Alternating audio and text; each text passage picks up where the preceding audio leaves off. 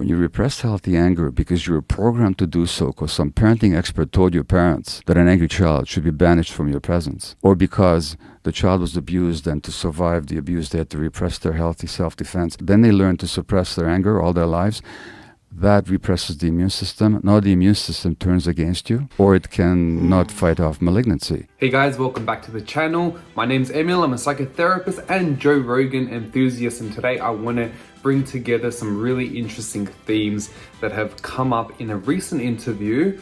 Well, depending on when you're watching this, will determine how recent it was, but with Gabor Maté, who is a psychiatrist and a addiction specialist. And I think he talks about a lot of really interesting themes in the context of trauma.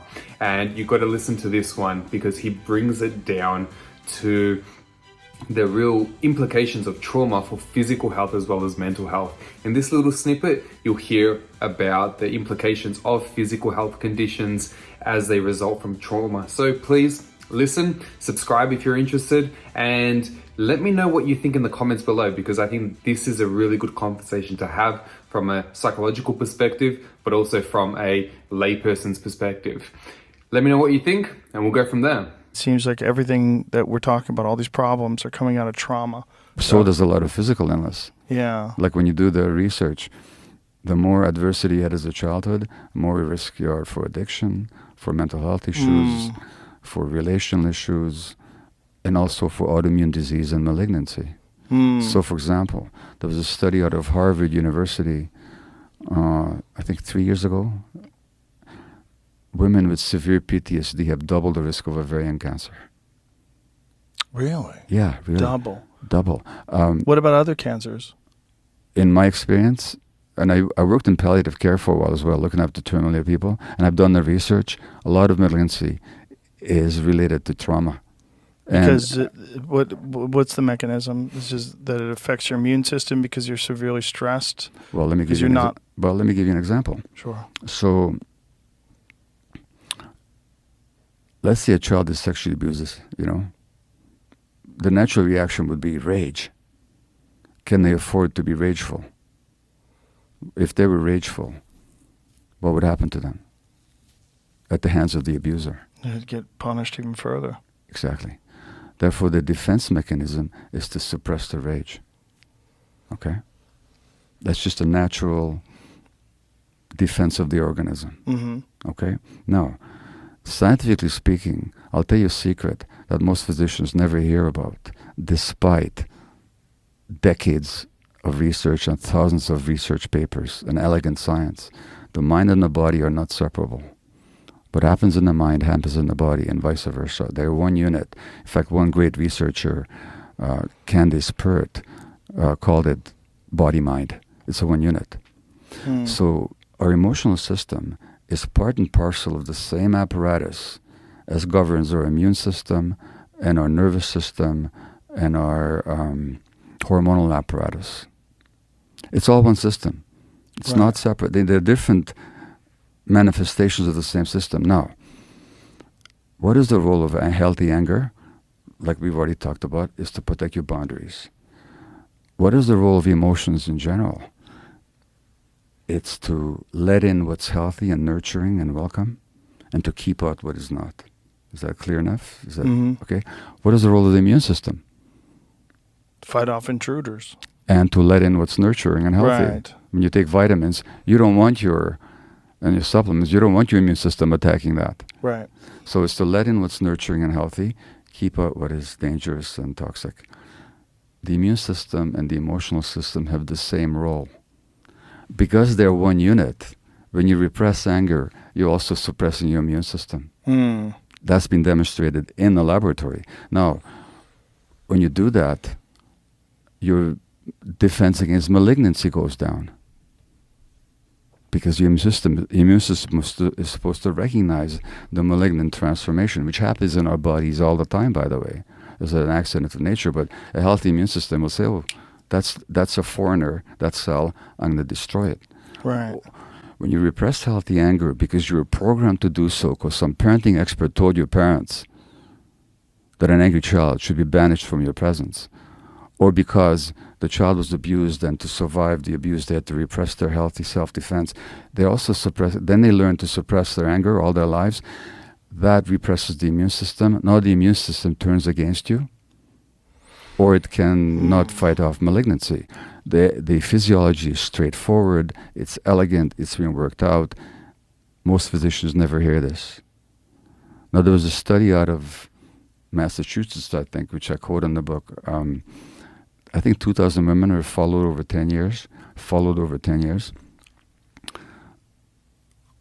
Those who were unhappily married and didn't express their emotions were 4 times as likely to die as those who were unhappily married, but they did talk about their feelings. You can't 4 times? 4 times, yeah. Wow. You can't separate your emotional life from your physiological life. Right. So when you look at the question of why do women have 70 to 80% of autoimmune disease, they have much more likely to get rheumatoid arthritis, scleroderma, lupus, chronic fatigue, and so on and so forth. It's because women in this society are particularly acculturated not to be angry. It's also why black people have more illness in society, because they can't be angry. For a black person to be angry is to court danger. And so if you look at the biological markers, they're different, not because of race, but because of racism. And none of that has to do with diet? Well, yes, in a certain sense it does, but it's not purely the diet. It's part of a whole mix of influences. So, for example, diet is a factor. That is absolutely a factor. And the emotions. So, as you know, for example, women who are, because I've heard you talk about it, people who are obese are more likely to get COVID, right? Yes. But who gets obese? People who are abused. Yeah. Yeah. And why are they eating too much? To cover up their feelings. Exactly. Yeah. So it's all connected. Yeah. So the obesity epidemic in our society it's an epidemic worldwide, by the way, as globalized capitalism extends its influence internationally. Obesity is a huge problem in China now. It didn't used to be. Really? It's a huge problem in Mexico. It didn't used to be. It's happening worldwide. It's an epidemic. But what's happening is that, number one, people are more and more isolated, more and more stressed. Now they eat to soothe the stress. And then in the goodness of their hearts, the sugar companies will come along and say, well, have this food. It'll make you feel better. The sweet, salt, fat combination. Yeah. So the system works elegantly. Boy, and it's just exploiting these openings.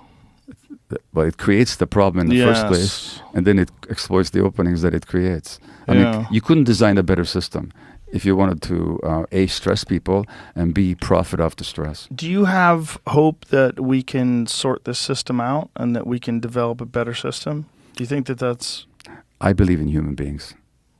I believe that you've experienced healing, you've experienced an opening of kindness in yourself. I have. I don't claim to be perfect. I don't think you do. But we would say that we've come a long way. Now, if we can, why can't anybody? So I think that human beings, I have a lot of belief in the human potential. I just think we have to recognize what the problem is and move towards conditions that'll support that potential rather than inhibit it. So yeah, I believe in the possibilities of human beings. So there you have it. Joe Rogan and Gabor Maté going head to head in conversation, not in debate, but to try to come up with a better understanding of how to overcome this sort of mental health epidemic that we tend to experience, is this traumatic epidemic. Let me know your thoughts. This is really important conversation to have because trauma in its sense is a widespread issue, especially over the past couple of years or so. At least in Australia, when we've started to get a sense of which mental health conditions tend to affect people the most, trauma comes up first or second most times, so post-traumatic stress disorder. And the implications that this has is innumerable. Also, the treatment potential for this is such a positive move forward that we actually do have a lot of great answers. Let me know your experience with trauma. Let me know your experience with the medical side of things when it comes to traumatic stress and how that impacts you. What are you doing about it? Thank you, and I look forward to the next video.